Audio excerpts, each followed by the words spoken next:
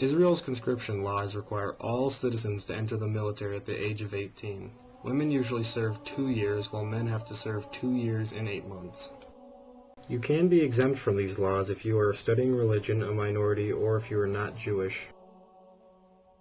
The Israeli Armed Forces currently hold 176,000 soldiers in their active personnel, but they can draw from a reserve pool of almost 500,000. These young soldiers will be expected to fight in the ongoing conflict between Israel and the Palestinians, a conflict where boundaries are confused and danger is constant. However, conscription laws are not unique to Israel. During the 1960s, the U.S. reinstated the draft, which sent thousands of U.S. soldiers to the unpopular Vietnam War.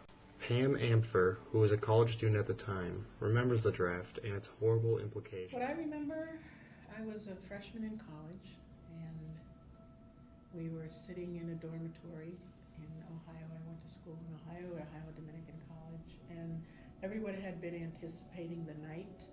I don't remember the exact day. I know it was in December. And everybody knew, because it was going to be televised, they would pull birthdays out of a hat, and based on if you got pulled out of the hat or not, that would dictate whether you had to answer to the draft. So we were in the basement. Our dormitory was called Sunbury Hall, and there was probably, I'd say about 50, 60 people down there. Men and women, young men and women, people my age, people a little older, all college students and a few professors. And we tuned it up on the TV. It was an old, big, fat TV up in the corner, and basically they had these little, I think they were blue, these little like capsules, and they had them in a glass jug, and they reach in and they were going to pull somebody's name. The conversation before they started the TV broadcast was, what are you going to do if you get a high number? So if they call your number and your birthday, what are you going to do? Are you going to go? Are you going to go to Canada? Are you going to try to get out of it? And at that time, the patriotism or the idea that you would go to fight for your country was not at a real high level among my colleagues, among my age group. People at the we won't go off into that. You can study the Vietnam era. But people were not anxious to go to war. People were not anxious to join the army. People didn't want to go. And there were very few people in that room that night that looked forward to the idea of selective service. So the very first birthday they pull out is somebody sitting in the room with us.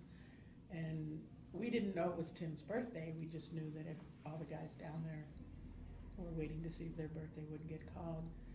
And he let out an expletive, which I probably won't say on the phone.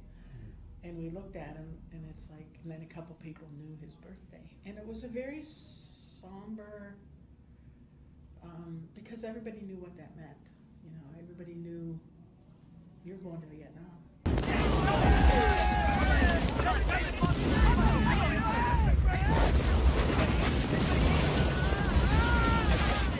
All veterans, Israeli or United States, are changed by war. Conscription laws force many people to either die in combat, face PTSD and depression, or leave their country. In most cases of conscription, the privileged can avoid military service. In Israel, only about 50% of Israeli citizens are conscripted. However, most of those chosen don't have the wealth or connections to avoid military service. They are the bottom half. The effect war has on these veterans is very clear. One former soldier testifies at the Israeli parliament about his struggles during and after the war.